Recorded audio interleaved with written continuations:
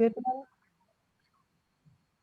And for those of you, if you join, you will hear that this meeting is being recorded. So if people want copies afterwards, well, we will automatically send a link to the recording after the seminar starts. So I'm delighted to welcome everybody on behalf of the Applied Research Collaboration East of England and Northwest Coast. This is the third in a series and is a way of bringing together research that has happened in the last 18 months and is currently happening, and looking at the impact of it, and more importantly, how we can take learning forward. So the previous ones were on care home staff responses. The last one was on end-of-life palliative and end-of-life care. And this one is looking at the more, I think, possibly controversial one of visiting in care homes. And what we hope is that this brings together practitioners, care home staff, researchers, relatives to really talk about what we can learn and what we should go forward. And normally at this point, we would like to start our webinar with somebody who actually has been a family member or had experience of visiting to really set the scene. And we did have somebody, but unfortunately they cannot join us. So I apologize that really we haven't grounded it in the visitor experience as the start, but I think that you'll see that most of the studies presenting today are acutely aware of that. So we've got Clarissa Giebel, who's presenting a completed study on visiting care homes. We've got Crystal Warmoth, who's going to be talking about professional visiting using online consultations, comparing what was known before the pandemic in terms of how this works or not, and what the pandemic has shown. Emerging findings from Clarissa on a study that is just getting its data in, and a study that really has just begun. So there's an opportunity to comment and ask about all of these, all at their different stages of delivery. And the last one is Josie Dixon is presenting. So we're not really going to have questions as people present. So please put your comments and questions in the chat. We've got somebody collating that. And if there are questions or comments that you would have liked to ask or think is a really good one, just put a like next to it. I think it's a thumbs up. And while people are speaking, please can I ask you if your screen's off and microphones muted? I've said that the recording is available afterwards, and we would really like you to complete the evaluation. Incredibly helpful for how we share the learning about these webinars and also take other topics forward. So without any more ado, I'm going to pass to Clarissa, who is the co-host of this event, and ask her to present her study. Thank you, Clarissa. Great. Thank you very much, Claire, and thanks for inviting. Well, we had a chat about it and thought to set this up, so that was great. And I can see lots of people are joining, which is lovely. So I'm going to do that sharing screen. There we go. Just moving boxes around, just bear with me. Okay. Okay. Right. Can you just check in? Can you see one screen, or can you see the subsequent screen as well? Slide as well, Claire? I can see the subsequent slide as well. Okay, I don't know how to change that.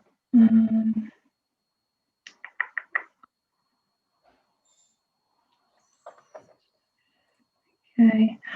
All right, well, I'll just leave it like that. It seems to happen recently with Zoom when I do that. Okay, well, I'm Clarissa Giebel. I'm a senior research fellow at the University of Liverpool and the NIHR ARC Northwest Coast.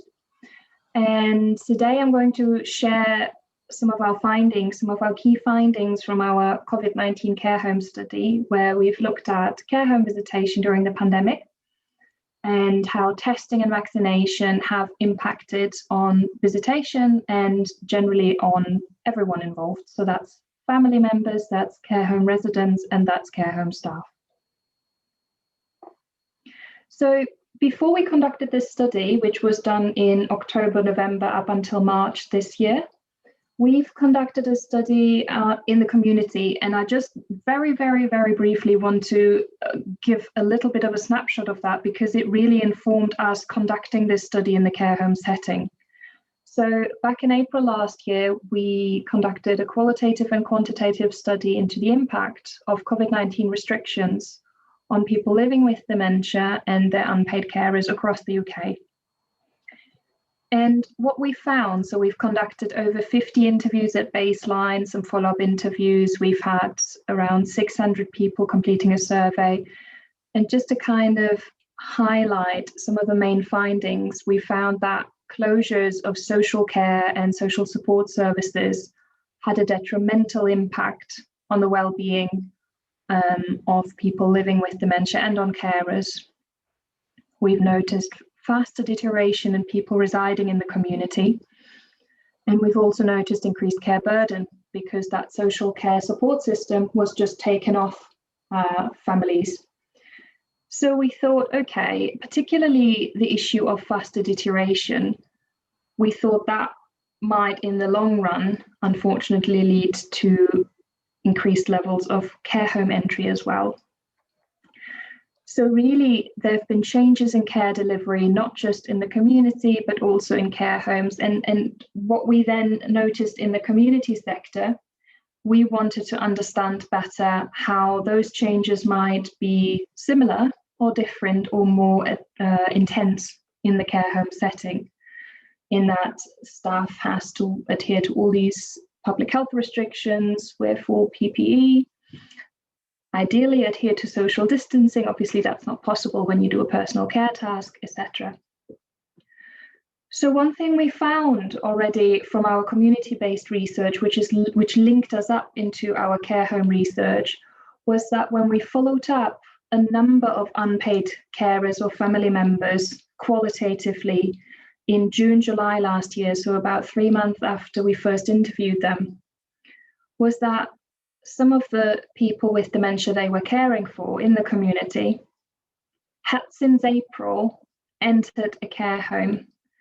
And those family carers were saying that likely wouldn't have happened if it wasn't for the pandemic, because we've noticed faster deteriorations, there was no social support for us or for the relative, and generally that lack of engagement and cognitive, physical, social stimulation. So that was kind of the first link into care home impacts.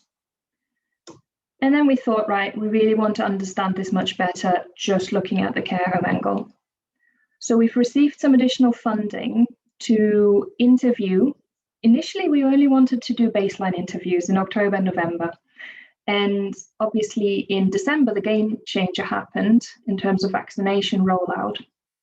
So between October and November, we interviewed remotely, mostly over the phone. Some were conducted on Zoom or Teams. We interviewed family carers of people with dementia living in care homes all across the UK, and 16 care home staff. And those staff were from 16 different care homes. So that includes care home managers, normal care home staff working on the floors, and also we've had a cleaner, for example, to give that different perspective because they're engaging with residents as well.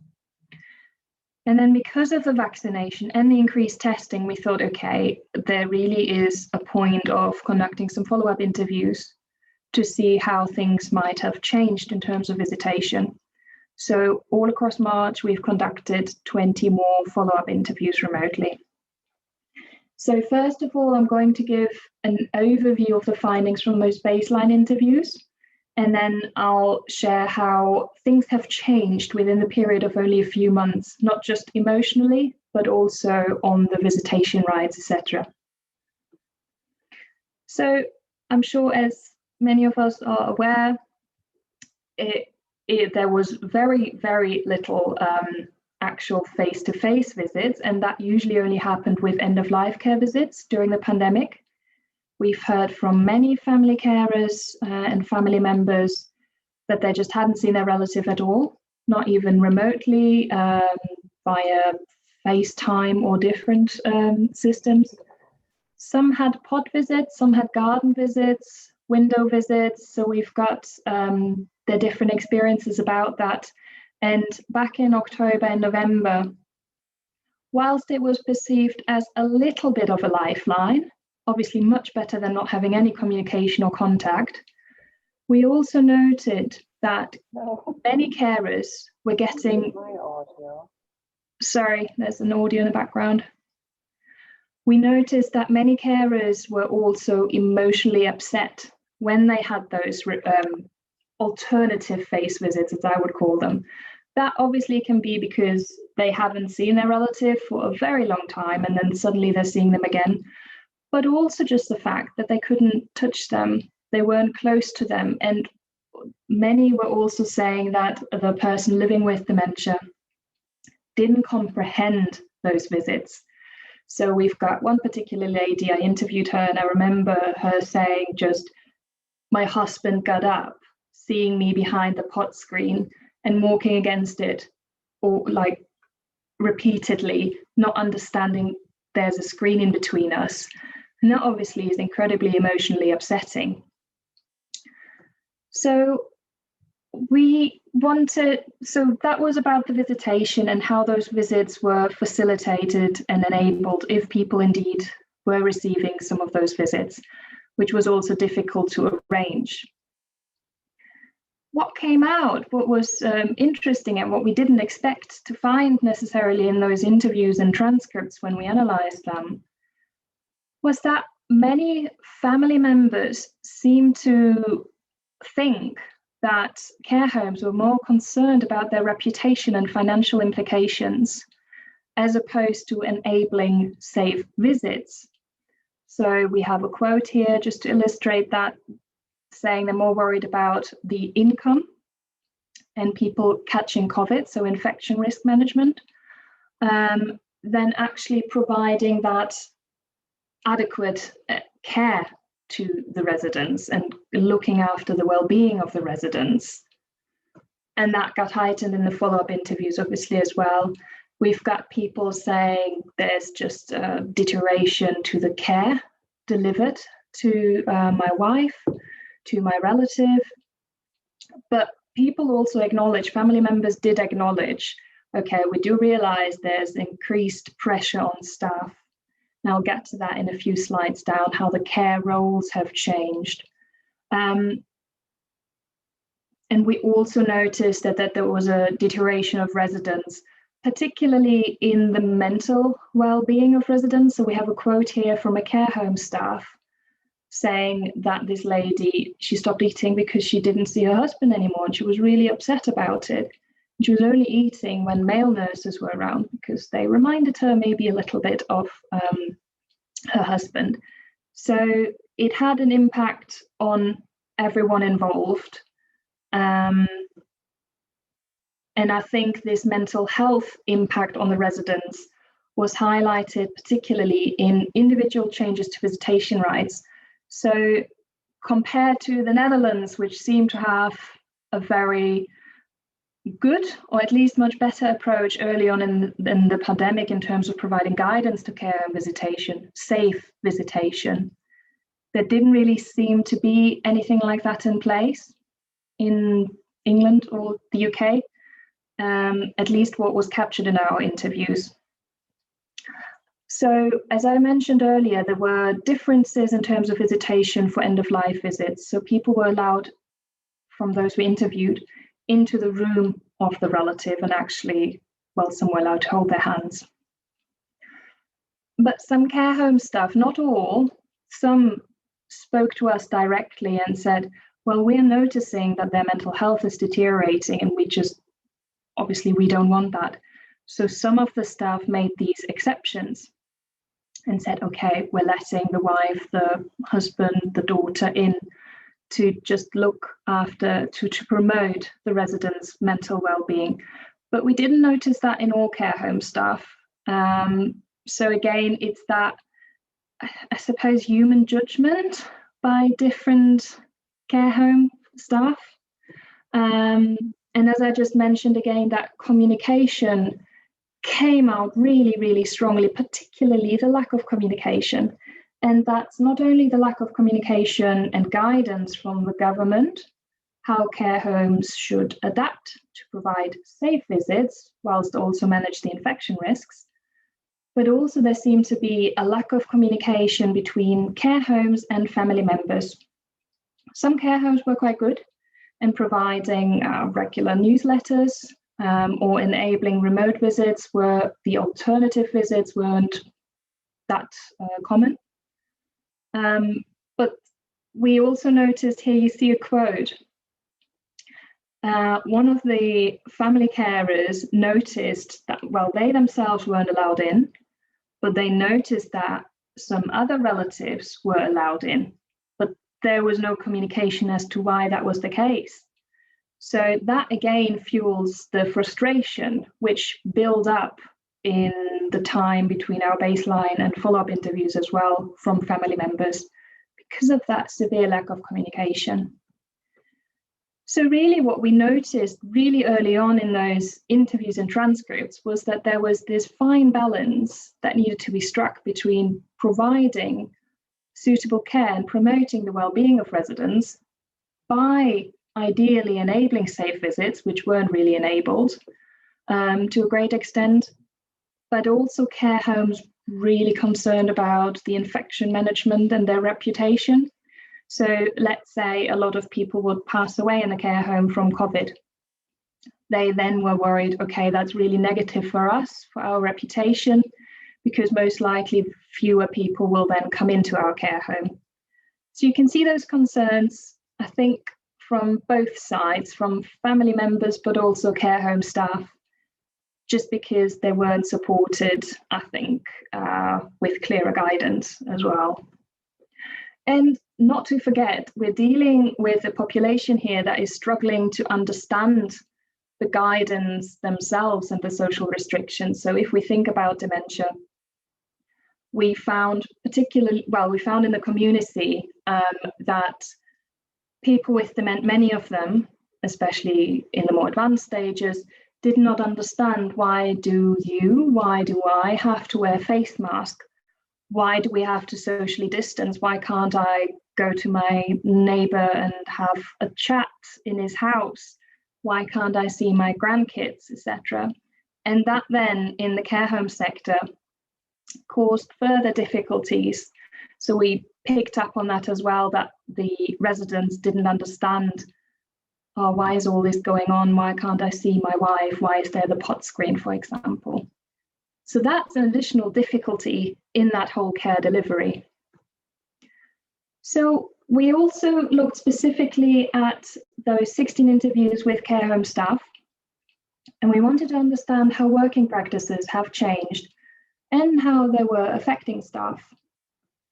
So from our analysis looking at the different changes to the jobs, obviously we've had lots of different changes. We have face mask and PPE, but not only wearing PPE, but also sourcing PPE, which was very difficult in the first few stages of the pandemic. Staff also has to do a lot of tests, has to log those tests, and has to deal with people that are testing positively, then they are off sick, and then other staff has to fill in for those. Staff have to adapt to providing different types of visits. Usually when we'd go into a care home visiting our grand, for example, before the pandemic, we wouldn't have to have a member of staff there. We could just go in, we don't have to even book it, and we can just sit with our grandma or whichever relative. But now staff has to make time and has to book them to have those alternative face-to-face visits, to have and enable those digital remote visits. Now, again, that was when we did the interviews in October, November. Now things have changed again, just to remind ourselves again. But also it shows that there's so many changes, but also changes throughout that staff consistently have to adapt to. And also additional time. So we've had one quote here from a care home manager. She was saying it was like being lost at sea. Normally she'd work 50 hours, but now she was suddenly working around 70 hours. So it's all these changes without receiving adequate training for these changes and knowing how to provide good care whilst implementing those changes. That's a really big burden on the mental well-being of care home staff. So we shouldn't neglect the impact on them as well.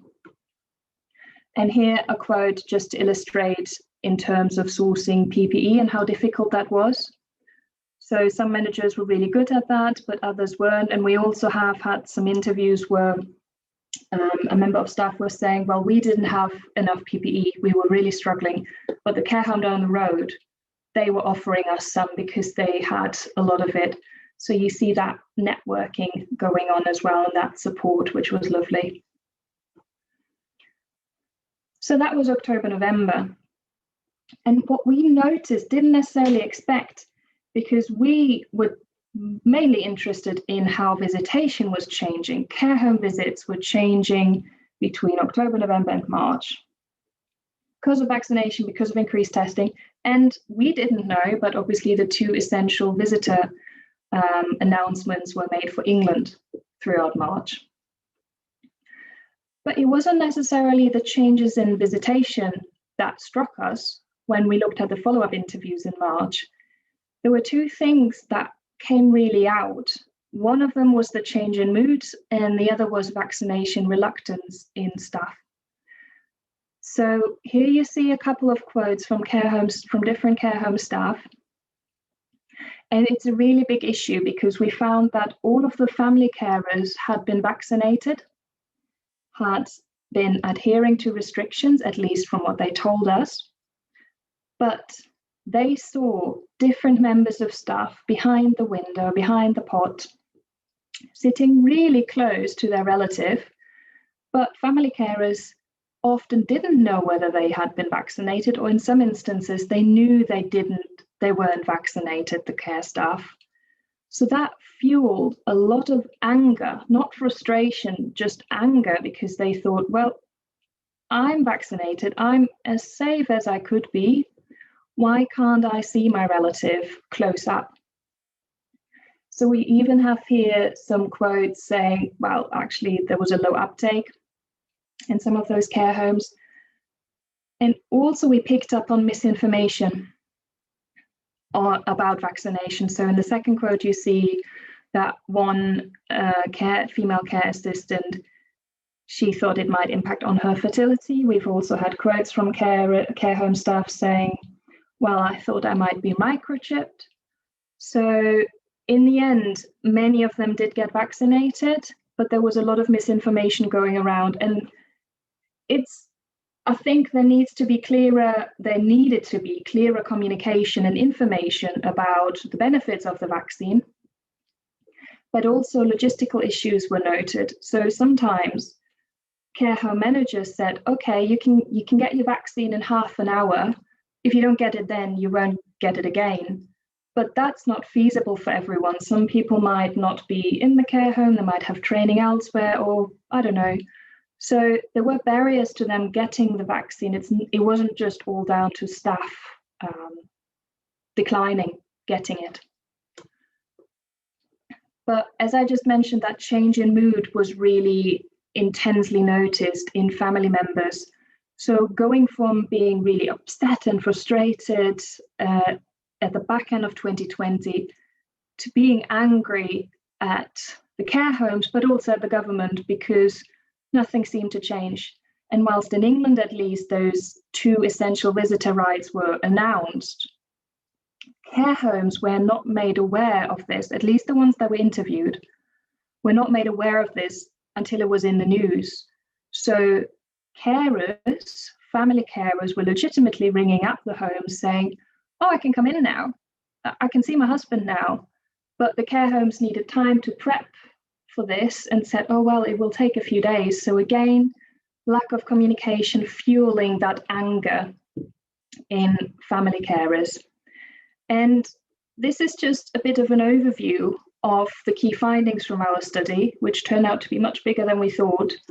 And some recommendations, some of which might be, don't know what the English word for it is, but maybe not well received, maybe the last one, but from our group, and our group includes academics, health and social care professionals, and unpaid carers, family carers.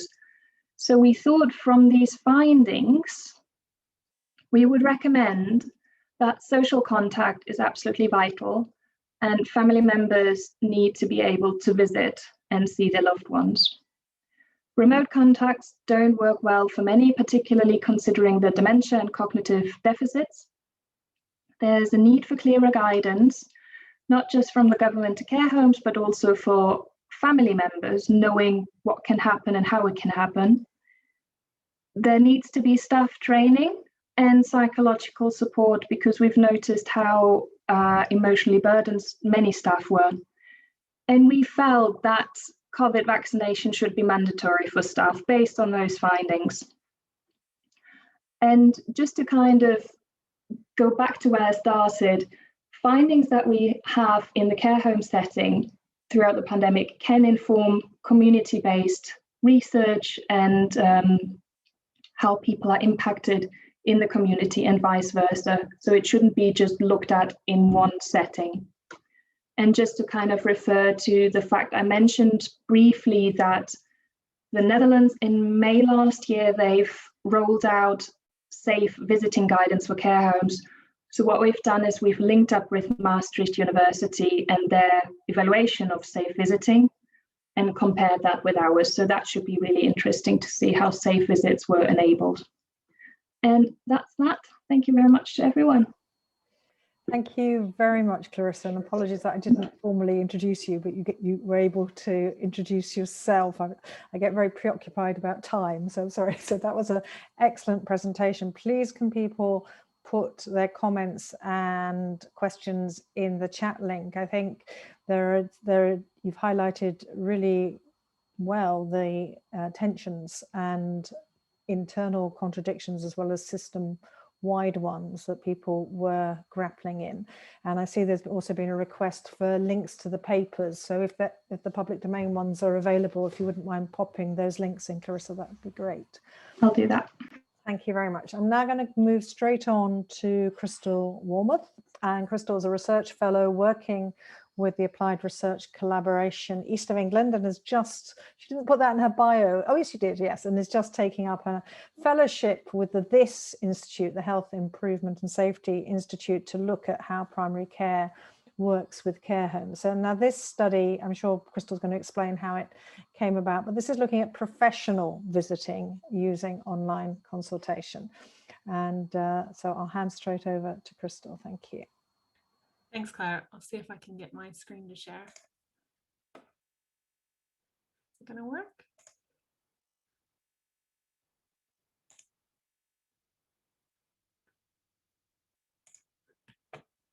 Okay, and okay, so we can see them. You just need to put it to slideshow. Yep, that's good. That's good. Do you guys see just the one slide or multiple slides? Yes, we can just see the one slide. You're good. Okay, good. Okay, well, like Claire said, I'm Crystal Wormuth, and I am a research fellow in the ARC East of England in the aging and multimorbidity theme. I'm going to talk to you a little bit about the project that we have completed and are now finishing up the paper to be submitted for publication. It's about video conferencing and online technology for communication between care homes and health and social care practitioners. As you kind of probably are very aware that the use of technology for the delivery of services has been part of health and social care and is even included in the NHS Long Term Plan. However, it hasn't really happened. But because of COVID, now suddenly all of the health and care services had to use video communication technology to provide support, especially to care homes who were particularly hit hard by the COVID-19 pandemic.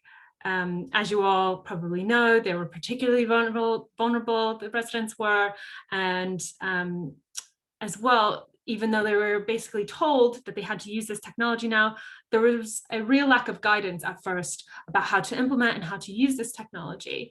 And anecdotally, we were kind of informed that some of them were really struggling. So the project really, the aim was to identify the barriers, the enablers, and the contextual factors that were related to the use of video conferencing and communication technology by health and social care professionals working with care homes during the COVID-19 pandemic. So we weren't really looking into the different, if it was effective or if it was kind of doing anything for clinical outcomes. We were really focused about how it was being used and implemented.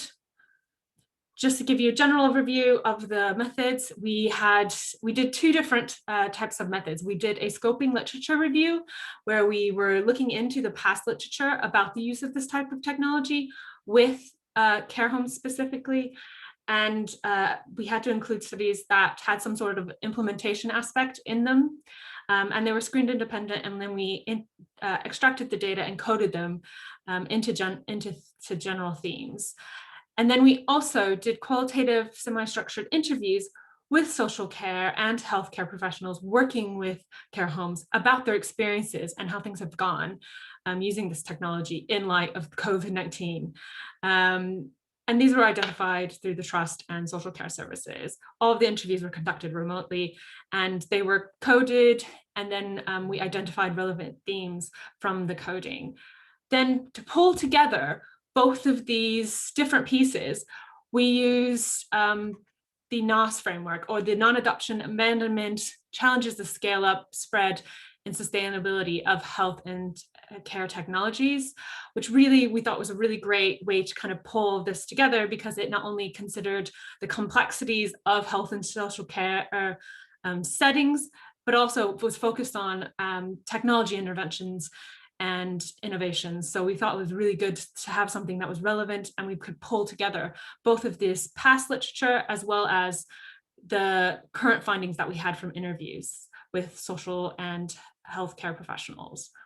I'm going to briefly give you an overview of the findings from each of them, but then mostly talk about what we found overall from both pieces.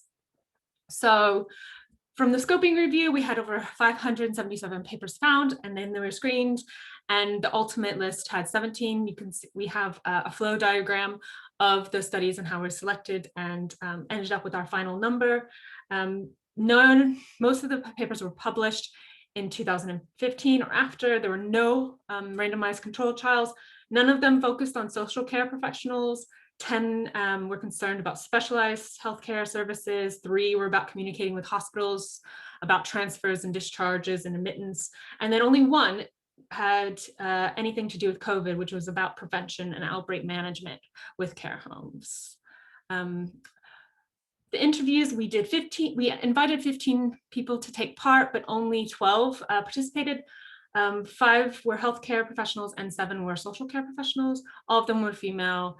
And the interviews lasted on average 39 minutes. Nearly all of the participants reported never having used this technology before as part of their professional role before the pandemic. So none of them had really used this professionally in any way.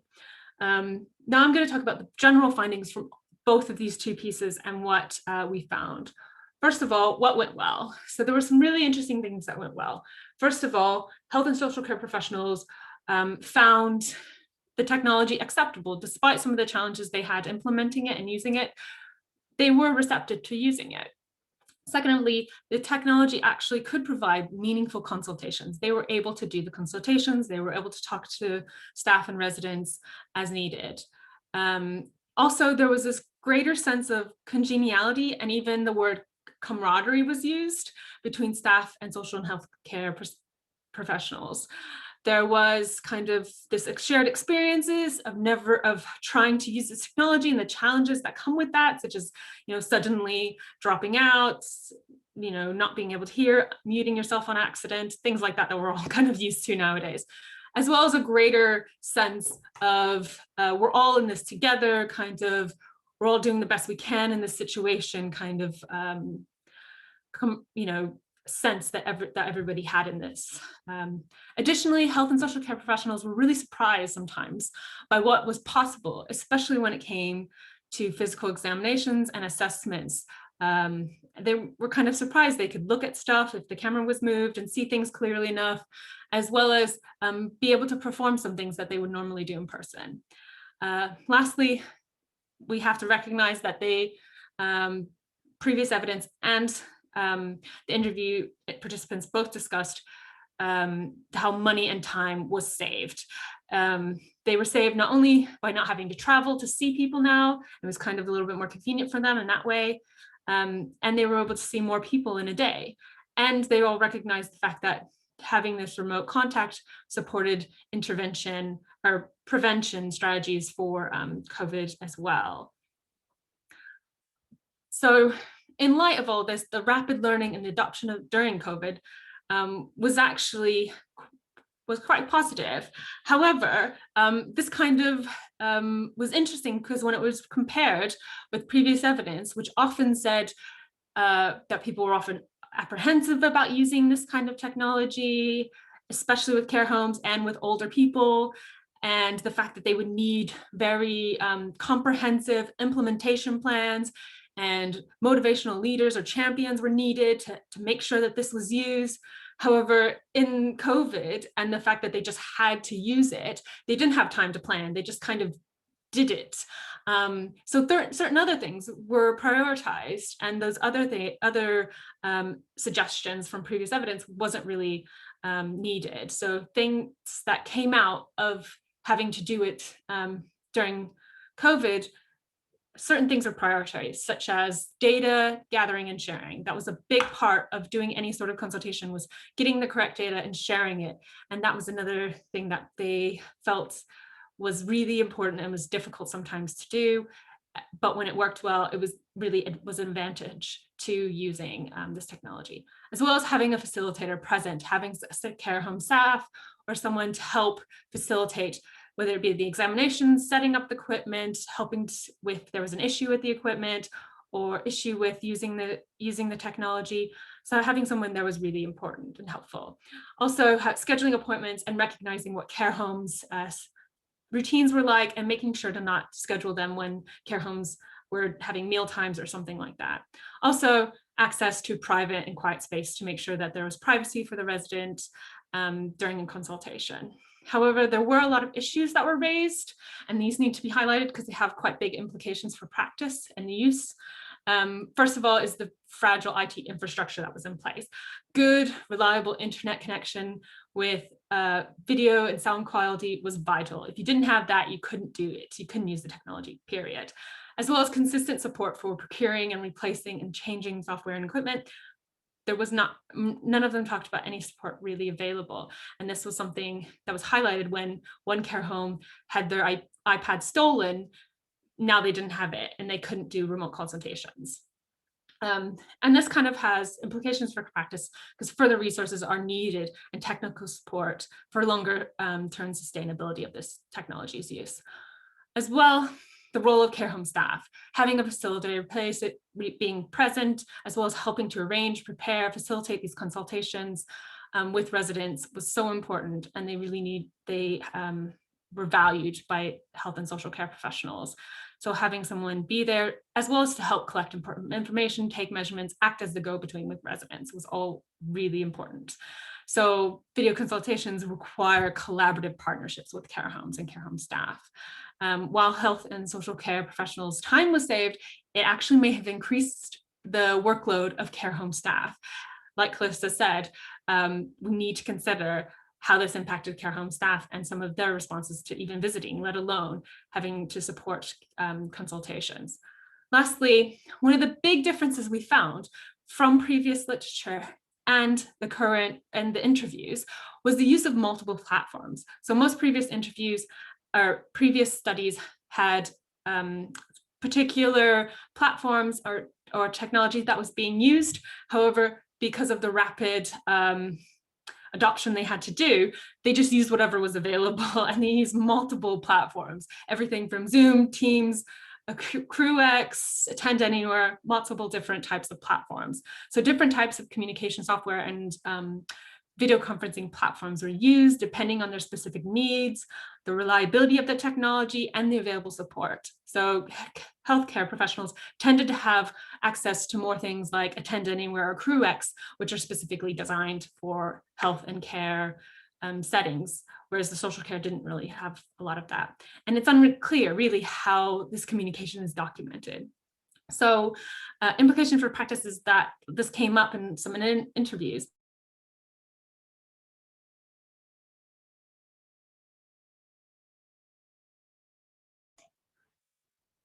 Data protection and security were concerns that needed to be addressed as well. And that staff, because they're helping with the consultations, there's issues around confidentiality and the concern about bringing up safeguarding. Lastly, I just want to mention some of the strengths and the limitations of this study. We were able to integrate the previous literature and the observed rapid adoption in place during the pandemic, as well as had a framework to help us combine both of them. And this was an advantage to using this framework because we could see things at multiple levels. However, the limitations are our search was conducted in July 2020, so there might be more COVID research out there relating to this topic that we weren't able to capture. This is a small sample, so with organizational support, so there are concerns about the generalizability of them, and no care home staff or residents were included in the study, and they need to be considered. So future research, we do need to explore the care home staff and residents and their views. Like I said, we need to examine whether this technology is sustained after COVID restrictions have been lifted, as well as the fact that further research is needed to capture the wider sample of experiences and to understand the impact remote consultations are having across different care homes. I think I'm going to end now to invite, to make sure to keep to time, but I'm happy to talk to and answer questions about the study more and anything else that questions people have at the end of today's presentations. Thank you. Thank you very much, Crystal, and thank you particularly for the rapid run through. Crystal discovered she had 10 minutes less than she thought she had, which was my mistake as chairman. So that's a really good comprehension. There are questions there. And I think it's also one of the findings that came out that, of course, it's this health focus, and there were issues around assessing capacity and deprivation of liberties, which social care professionals raised, which the literature has not addressed. Okay, so I'm going to move swiftly on. Please keep putting your questions in the chat. We've got somebody collating it and we have got time at the end to bring it. So I'm welcoming Claire Sears. So Claire is Professor of Dementia Studies and Director of the Centre for Dementia Research at Leeds Beckett. This is a hot off the press first taster of what data might be telling us from the study that Claire is leading. So we're delighted to welcome her and thank you. I'm going to hand straight over to you. Great. Thanks, Claire. Can everybody see my screen? Is that shared properly? Yeah, we can see you. Great. Lovely. So yeah, this is very early stage research around visiting in care homes.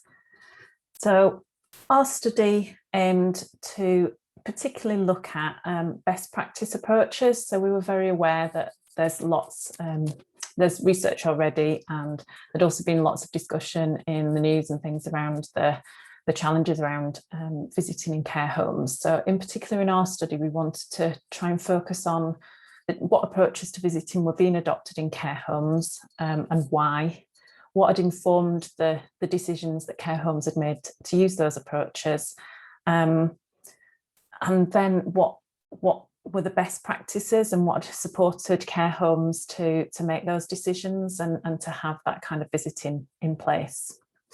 And the way we did that was through a practice review, a survey, and some semi-structured interviews. So this is our study team, and the research was funded by the university.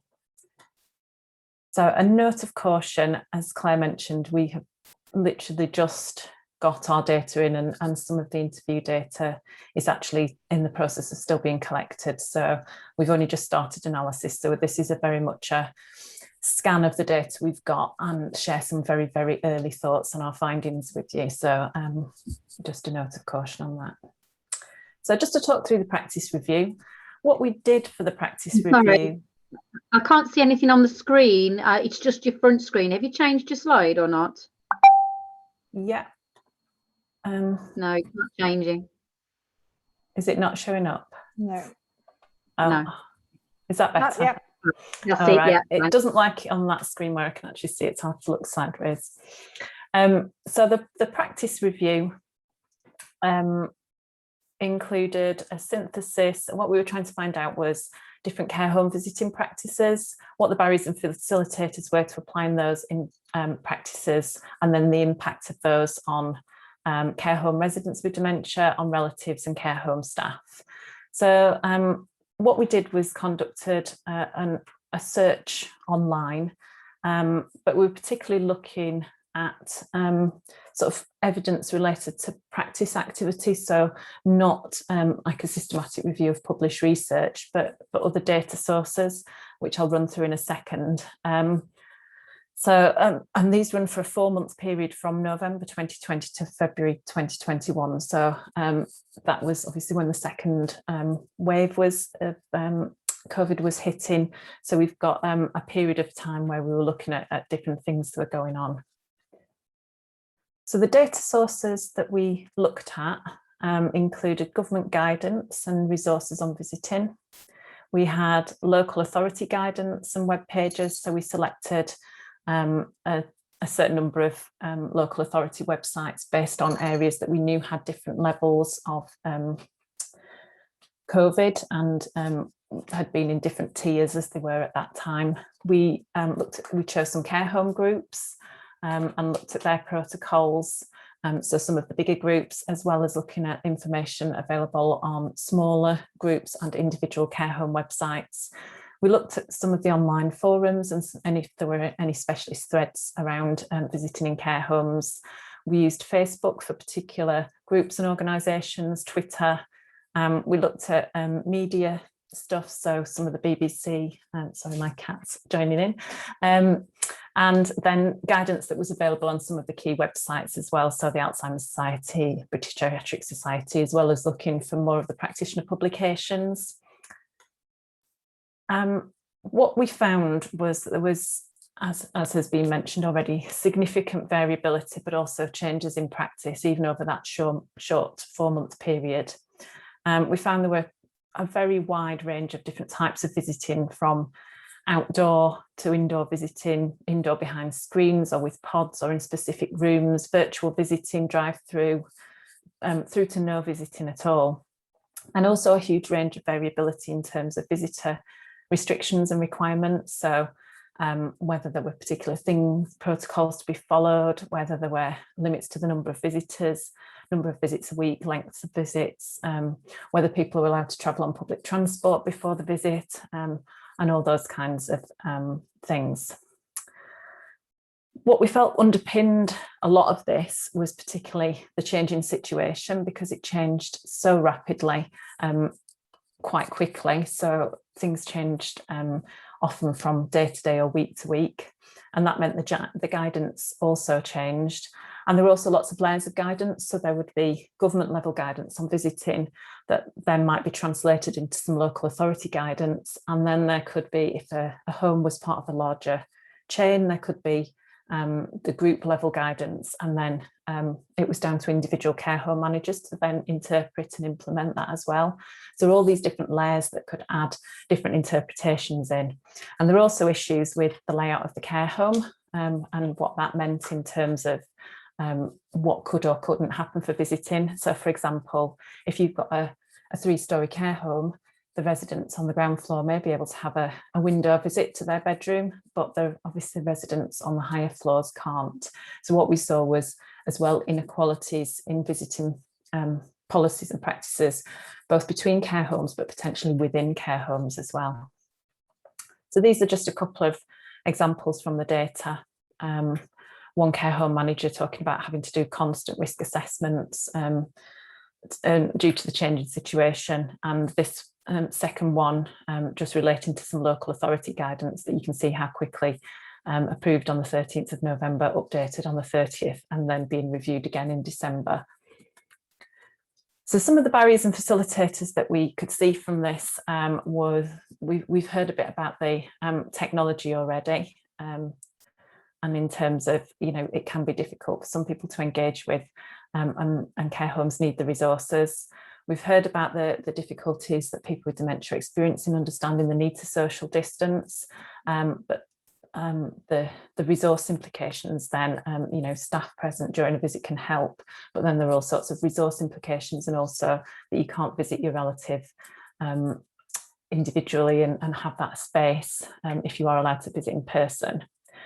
The guidance was often confusing and didn't give enough information, was very open to local interpretation, as well as failing to take into account really the needs of people with dementia.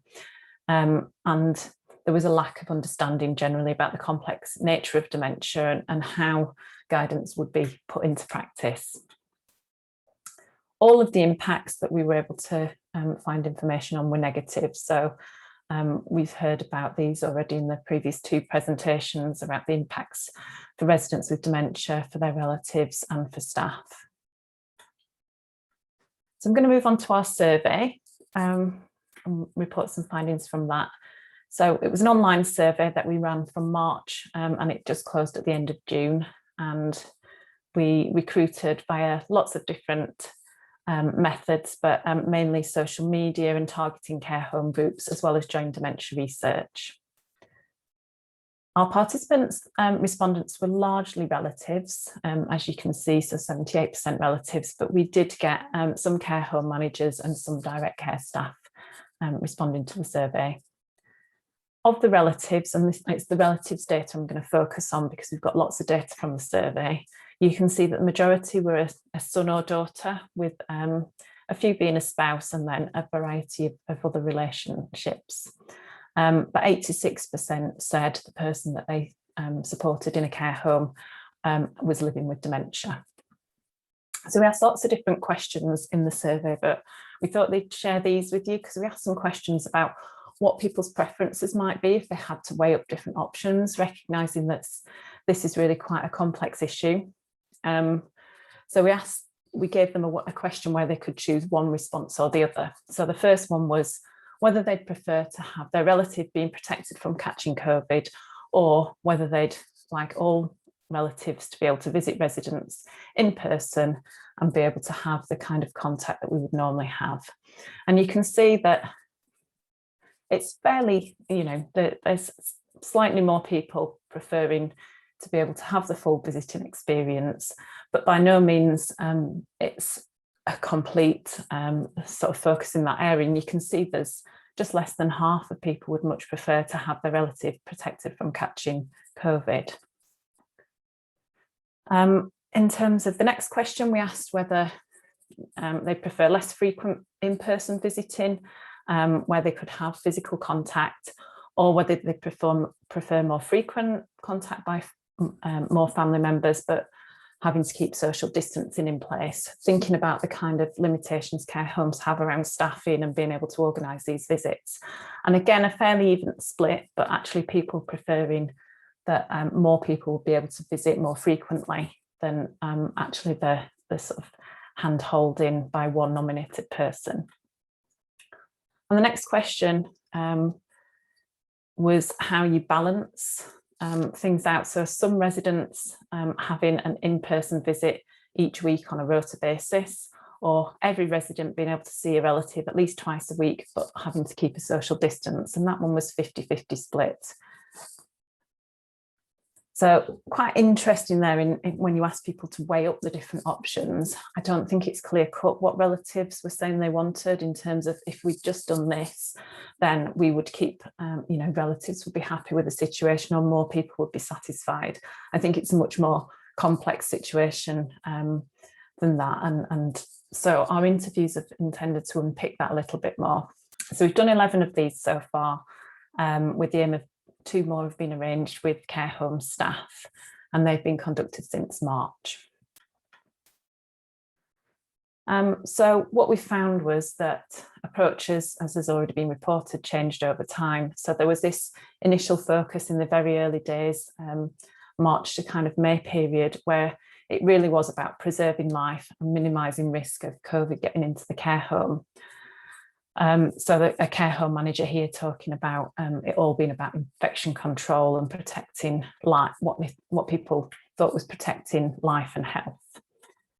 But actually, as we moved into the lockdown period, what people began to realise was that while the approaches might be protecting some care homes from from COVID being brought into the home, actually the impacts on residents' health and life were seen in other ways. So these examples mirror those that Clarissa was talking about around residents losing weight, refusing to eat, and staff really commenting on how bad it was for residents not having regular visitors.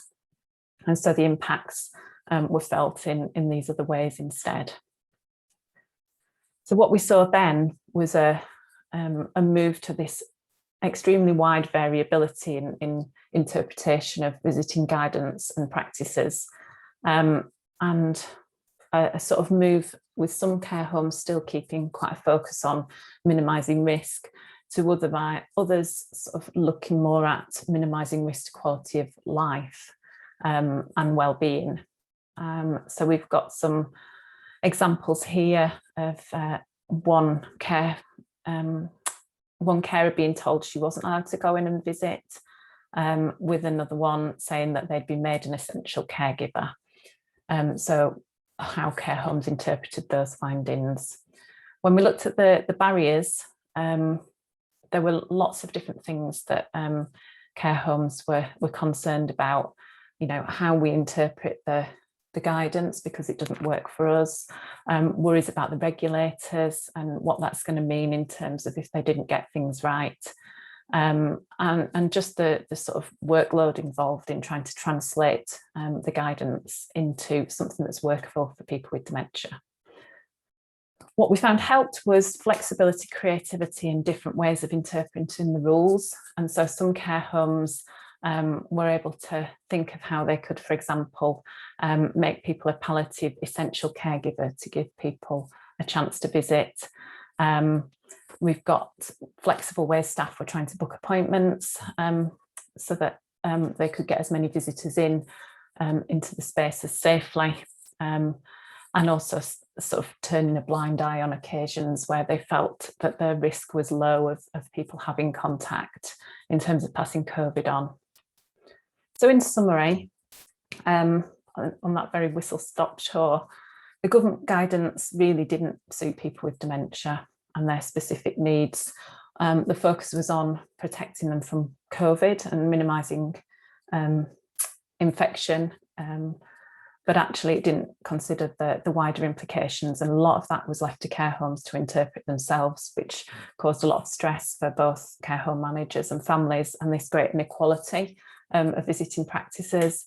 The rapidly changing situation meant things were really challenging for everybody to keep on top of and understand what the practices were, and there wasn't much evidence around what works and what was good practice, but we did find some care homes that opened up quite open visiting quite early and safely. So I think there's a lot to be learned, and certainly we've been interviewing the managers of those care homes, so as we get through our data analysis we should be able to pull out some examples of what really helped to have the least restricted practices, and what those managers, the support they had and the things they needed in place to make that happen, so that if we're ever in this situation again, hopefully we can learn from the experiences.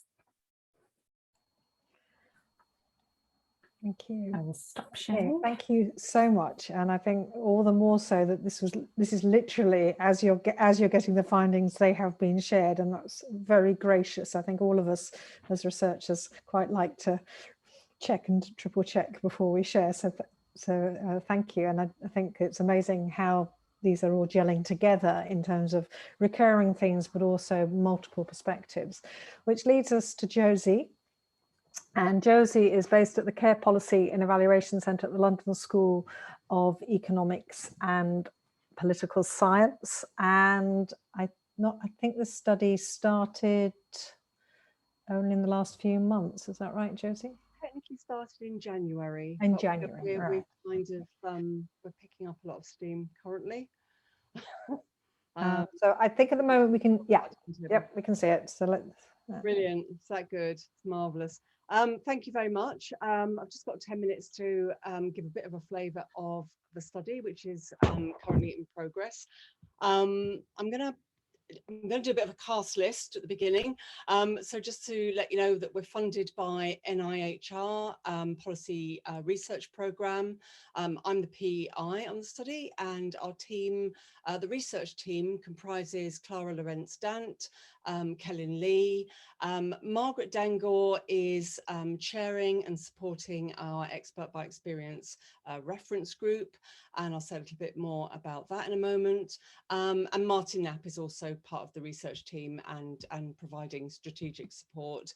Also co-applicants on the project include Daniel Casson, and we're working closely with colleagues at Care England. And they're largely providing kind of policy support, general advice. They're going to assist with analysis and dissemination. Sarah Russell is part of the research team. She is a family carer. Well, until very recently, sadly, she was a family carer of her mother, who lived in a care home. She's also a professional researcher, palliative care nurse, previously head of research at Hospice UK, and practice and professional development manager at Dementia UK. So that's the team, and we're ably supported by Angie Mehta, who does all our really complex administration. We're recruiting through for the study through primarily Enrich and local clinical research networks, but also through Care England and its networks. A couple of larger groups, including HC1, and we're working really hard to make sure we've got good representation from independent care homes and smaller networks. We've got some brilliant advisors on the study. As I said earlier, we did begin back in January, and we've spent some of that time between then and now working really closely with our group of advisors. We've had meetings with our advisory group, but we've also had lots of one-to-one conversations, and they've just helped to familiarise us with some of the issues that our advisors think are likely to arise, and they've been sharing their own experiences. So a number are involved in care home organisations or manage care homes. So they've been amazing. We've also had 2 meetings of our Expert by Experience reference group. They've been absolutely amazing, and that's led by Margaret Dangor and Sarah Russell. And they are 4 people who either have a relative in living in a care home or have had a relative die during the pandemic while living in a care home. And we've just had really excellent conversations. They've really been able to look at the whole picture, like from all perspectives, but very much from a family carer viewpoints. They've been like really, really valuable.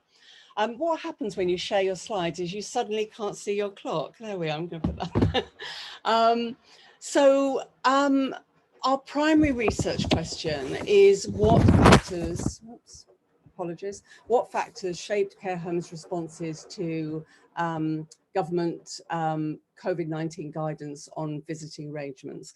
And the reason this is a really interesting area of research from my perspective was it's really apparent that care homes were making these immensely challenging, impactful and quite exposed decisions about visiting policies. So effectively how to balance risks of transmission with risks of social isolation for residents and anxious separation for family carers.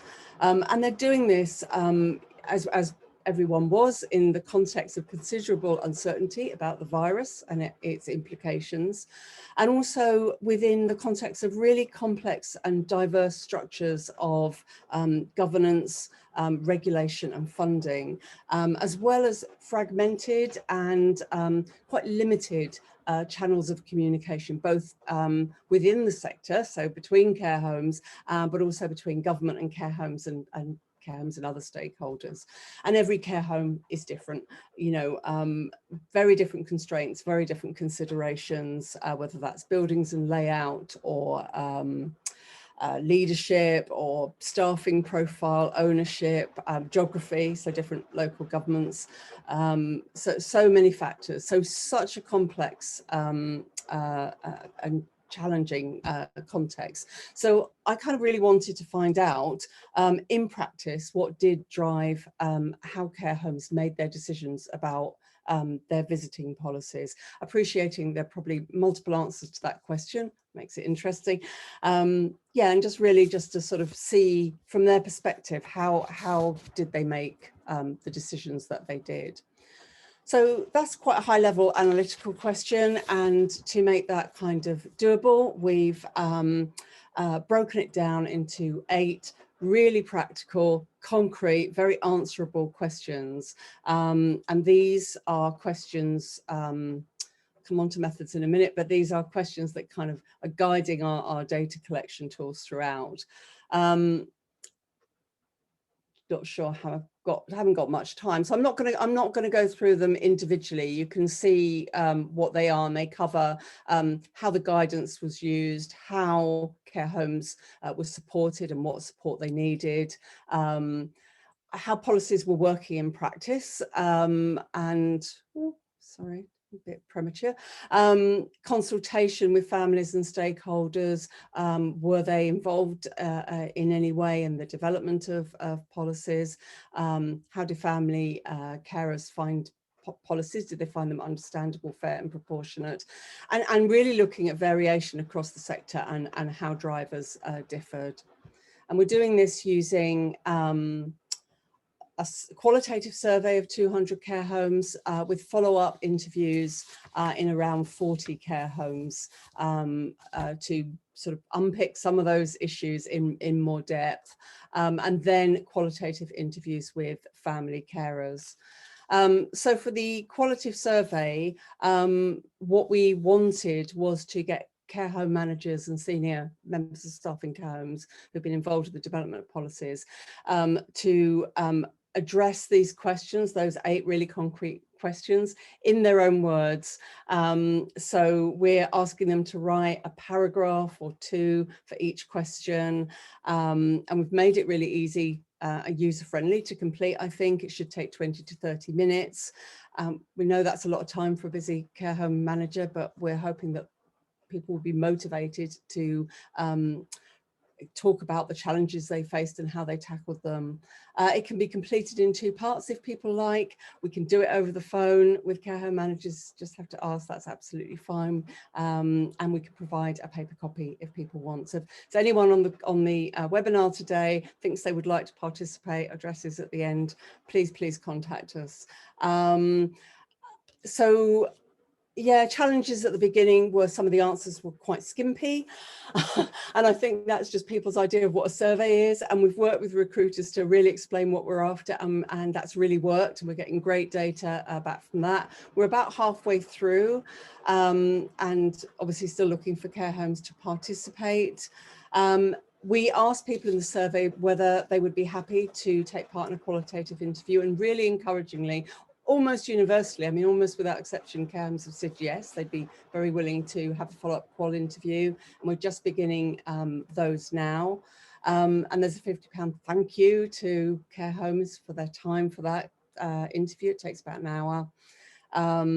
So that's where we are right now. We're also, the work with family carers will come a little bit later, but we know that there are other studies, and I know some have been discussed this afternoon, looking at what were family carers' experiences of not being able to visit their relatives. It's my last slide, Claire. Clarissa's work, there's the study in Hull, distance carers, led by Caroline White, Catherine Hinsliff Smith at De Montfort. So we're very much looking at what were family carers' experiences of the policies themselves. So how they were communicated to family carers, if they found them understandable, fair, proportionate, how they perceived them to be being applied in practice, and were they involved in the development of those policies. Thank you very much indeed for your time. I hope that I lost track of the time because I hadn't an hour clock, so I hope I'm broadly. They were all right. Well, we've got enough time for conversation, and there are quite a lot in the chat. So thank you very much. And again, it's one of, I think Karen Spilsbury's asked a question in the chat, is I think you were referring more to Claire's presentation, but generally this is the million-dollar question, is how do we make sense of these findings when there is so much variation of experience? And I think partly some of this is looking for the resonance in all the work that's going on. These are just a sample. We've had people in the chat sharing their studies as well, and if people are happy for emails to be shared, then we are more than happy to connect.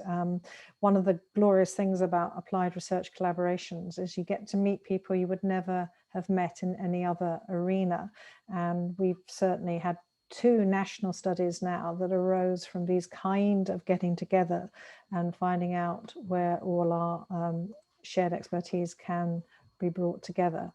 So we have just 20 minutes now. So if I could ask the speakers to turn on there, and Clarissa, you've got the double whammy of being a speaker and a host. And so I think I'll let you off the hook having to host. So I'm grateful to Chloe Bennett, who has curated it, but the comments and conversations. But before I do that, there's a particular question from Leanne Dew, who is with NIHR and is asking, is anyone aware of research on numbers data on visitors to care homes, specifically pre-pandemic, which of course, when the Datcher study is complete, we will be able to tell you that, Leanne.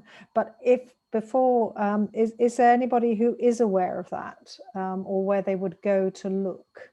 Because I think that is a million-dollar question, is that everyone's telling us about visiting, but we have no baseline to know whether this is the few people who are trying or whether it reflects everybody. Is anybody either in the chat or just say, yes, I'm holding that database? No. Okay. Well, maybe NIHR would be interested in commissioning work in that area. So I'm sure we would be more than happy to to Clary. But as I say, it just reflects the level of interest. And I think all these presentations bring together cross-cutting issues, and not least what they tell us yet again about care homes having been slightly, well, marginalized in the pandemic. And if we have philosophers on the call, I think there's some interesting conversations about the greater good and deontological versus other approaches to how people get to visit. But okay, so there's a question here from Donna. Is it possible to liaise over some research we know is taking place on digital support for people with learning disabilities? And I think that's also something we haven't even touched on, that there is such transferable learning from other areas. So I think yes, Donna, I think we would be really keen to hear about that. And Catherine Hinskins Smith from DMU has been showcasing the fact that they are in a similar place with some of their work, and also got pre-publication papers to share.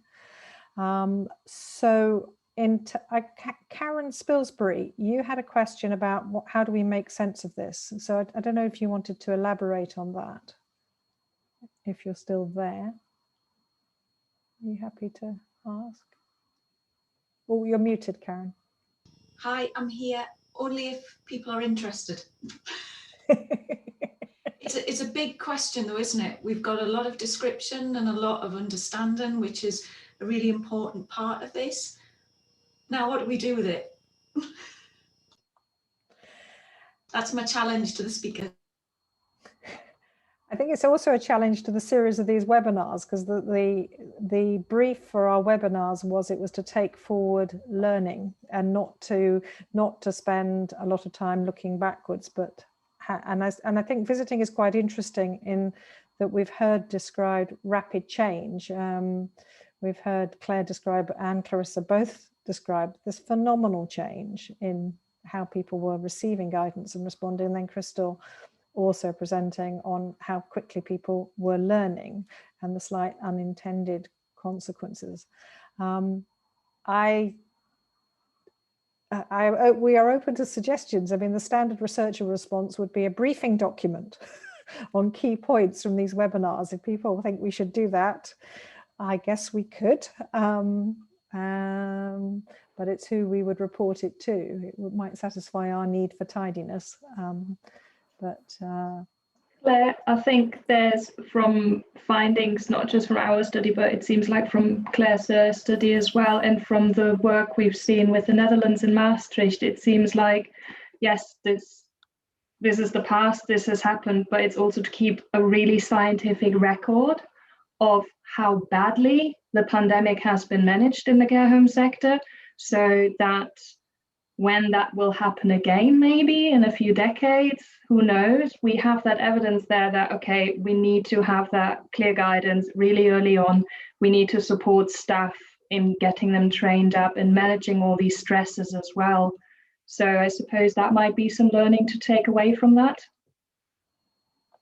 Yeah, I think that's a good point. Jenny, you had some points about pragmatism, Jenny Burton, and also there was an earlier question about the regulator role and identification of, going back to Clarissa's presentation, about identifying care mortality in care homes. So there were two things. You've got a comment about pragmatism, but also about the implications of how this has affected care homes reputationally and so on. Yeah, so it was, I guess, building on what had been raised earlier about naming care homes, that in Scotland the data have already been published on the specific locations at which COVID deaths occurred. And it's interesting because that's happened as a result of the Information Commissioner ruling in favour of journalists from freedom of information requests to release data that would not normally be shared, because we don't normally identify the address at which people die. And I think that has implications for the care homes in particular, around all the contextual factors that wrap around why individual care homes may or may not have experienced an outbreak of COVID-19, and much of which is related to their geography and surrounding population, as opposed to any fault at the level of individuals. And from my point of view, I think it perpetuates this narrative around there being blame to be ascribed at the level of care homes for what's happened, as opposed to any exploration of the wider factors, particularly around policymaking, instructions, guidance and decisions. And although they've published aggregate data about deaths in hospital in Scotland, for example, hospital acquired cases are anonymised to know which hospital in which individuals acquired COVID. And I think this continues to perpetuate this double standard between data from the NHS and data from care homes, who seem to be quite vulnerable to being named in this context. However, on a more positive note, I think it's really great to hear about the research that's going on to capture those lived experiences and perspectives that are not captured in the numbers. And we need those stories to go alongside to help us understand and also help us stop the politicians rewriting history. But I think the kind of final point is around that sort of constant reminder about how we balance the tension of supporting individuals in their own homes, but recognising that kind of collective risk, the different perspectives that might exist. And I think Claire's data show that really, really perfectly about the range of perspectives. But I think there are some fundamental things that we can stand up for, like pods not being a humane way of visiting the people you care about, the importance of holding hands, and these aspects that I think need to be preserved and really considered as we move forward into the new future of coexisting with COVID. Thank you. Can I keep people, thank you, Jenny, and and there are lots of really good comments, which I'm a little bit worried that when people are going to be missed. So do keep looking, and thank you to the family carers who are contributing, and particularly, Caroline pointing out that for researchers, we're talking about variation, but when you're trying to act on the best evidence, incredibly difficult. We have someone from Alzheimer's Society are putting out briefings, Hayley Hogan, fortnightly evidence bulletins. So I think in a way it's not one group's responsibility, but it's making sure that we network, and also possibly are checking that that our evidence fits with other people's evidence, and if there are discrepancies that we do debate it rather than just push it out without. So I think there's also an ethical imperative here, because I've seen, as we all have in the pandemic, evidence get used for lots of different reasons. So there's been questions about recording and presentation. Everything will be available, and yes, this is public domain in terms of the presentations. Catherine Sleeman has a question for Claire. Sir, asking about, did you pick up, or Clarissa, did you pick up anything specifically about end of life and palliative care so far? We didn't, because we knew the visiting rules were different for palliative and end of life care, so we specifically excluded that from our study because of the different focus and the different guidance. And I think there was another study going on looking at that, if I remember rightly, but we decided we couldn't cover everything in ours, so we didn't. Okay, thank you. Yeah, there's a study called Half-PAL that looked at end-of-life care in care homes. It's open currently, so the results aren't ready, and it's open, I think, for a couple more months yet. Yeah, so Catherine leads that study, so I'm guessing that's why she was asking. Yes, that's why we didn't. I knew there was another study going on. I knew we'd excluded it for a reason. Yeah, we asked one question on end-of-life care in care homes and how that changed visitation and contact between carers, family carers and residents, and there seemed to be a lot of information coming out from that, so we've put that together, analysed that separately. But as I briefly referred to earlier, there seemed to be obviously separate rules surrounding the visits of someone on end-of-life care, and some of the carers, family members, were quite upset, saying, why am I only allowed to see my relative when he or she is at end-of-life care? What's the point? I want to see him or her now, so that he or she doesn't get to that stage so quickly. So it was, and I must just stress, I've done quite a few qualitative studies in my research so far, and that was by far the most upsetting research that I've done. And the postdoc who's been working on this with me, she's been quite upset afterwards as well. So we had to catch up calls afterwards, because there's just so much emotion going on with the family carers and staff. So I think it's important to, I don't know, from a research perspective, to kind of highlight that as well. Thank you.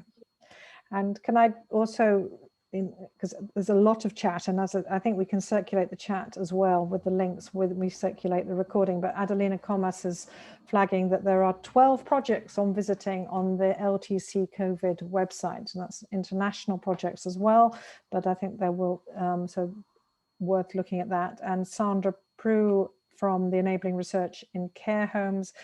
You have an event, Sandra. When is, do you have the date, or is it coming up? It's due to come out soon, but I think it's the last week in September, but you can register, and then when you register, there'll be opportunity to submit posters as well. So if you've got information that you want to share with care homes, we'll be able to put that out. So that'd be great.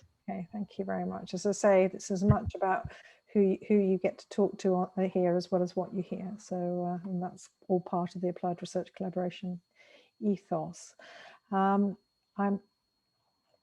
I'm wondering if I have missed any particular questions.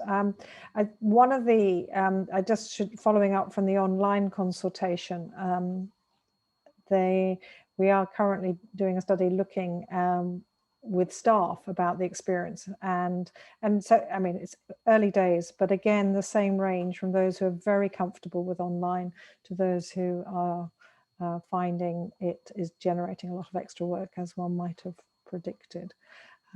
So that's a watch this space, and if people are already doing that work, we would like to hear about it. So Mark Arnold wanted to ask if data from the online consultations affected transfer of care home residents to and from A&E. So these were very small number of interviews, but Crystal, did anything come up on that? Is it that it well, the previous evidence, there was a lot of focus on that, about transfers of put to hospitals and in and out of hospitals. There was a lot of focus on that, and that was a lot of times, even though we weren't about the findings, that was kind of their justification for a lot of it, for how it reduced costs and how it was so great using this technology in previous evidence. With regard to our interviews, it wasn't, they really didn't talk to, we did have the social care, a lot of the social care professionals were supporting people being admitted from hospital, actually. So that was one of the, definitely some of them, that was their job, was to help support them to be admitted, to go into care homes and helping support that. So there were conversations about doing that. There was a lot of issues around with regard to people then be putting into care homes and then following up with them about the notes and the information that care homes had, and they not being able to access it or look at it because some care homes are not digitally enabled. So, knowing exactly what's happening with them and what's going on, and trying to communicate instructions from the to the care home and things like that, sometimes is very difficult.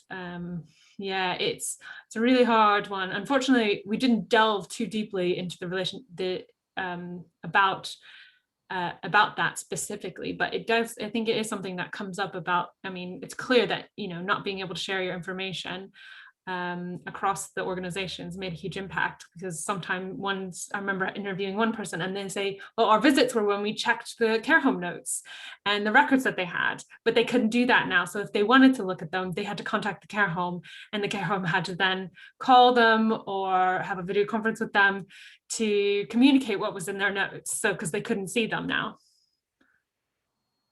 Thank you. And Adelina has made the point about the one consistent thing that has come through these presentations is the lack of the resident's voice. So, indeed, in the follow-up study, that's a big question as to how much people can actually influence when they're seen and how they're seen, but also more widely, a massive issue. So I think we're now exchanging information, and people, and Diane, I'm guessing that must be Diane Bunn, who has shared information about infection prevention and how people becoming to a greater understanding are then more able to facilitate access and in how they manage visiting and so on. I think that's, if I understand that correctly. And congratulations to all the speakers that they use the phrase family carers, an acknowledgement of the contribution that family make. And again, this is where language becomes incredibly important in how people are understood and included in the narrative. Okay, so we're now 4 minutes. Is there anybody who I've missed what they've said? Thank you to Chloe for Chloe has summarized it all, and then because everybody kept talking, I then lost it in my stream. But it's good everybody kept talking in the chat box. Is there anything people just want to speak? We are rather a lot of people here, but I think if people feel that something has not been answered or addressed, it would be a great shame not to take the opportunity. Karen, thank you. Yeah, thank you, Claire. I just made a comment, and it's I really enjoyed your presentation, Crystal, and it was just to raise the issue of the use of technology with family carers as well. I put the point in, and you may not have anything on this, but I do think it's a really important area for the future, because I'll be honest, my fear is that this becomes more the norm. That as a family carer, you will more often be on remote conference calls or video conference calls, and I'm not sure people have been trained or are skilled to do it. And there are some assessments that can be done that way and others that maybe are a little bit more difficult. And so I raised the point. I don't expect you've got the answer, but I do think as a group, it's really important.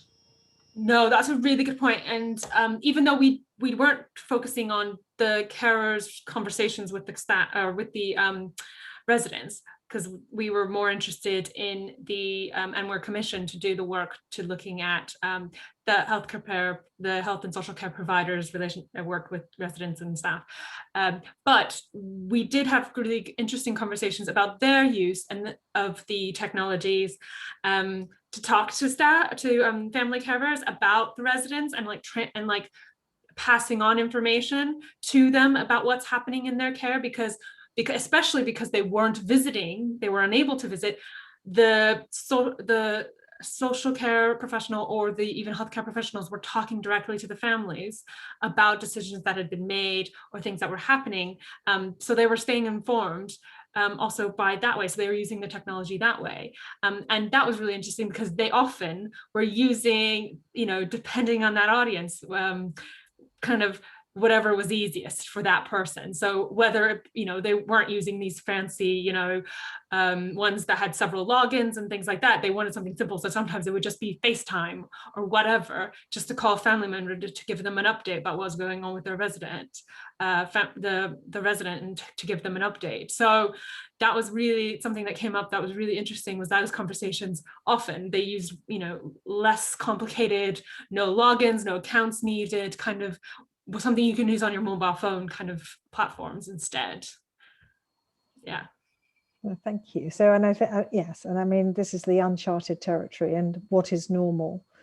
You won't be surprised that our commissioners were interested to know whether these could be in place of face-to-face rather than augmented. And overall, even though, they saw the benefits and everything, it wasn't going to substitute in-person visits. It was never going to completely replace it. That was their view overall.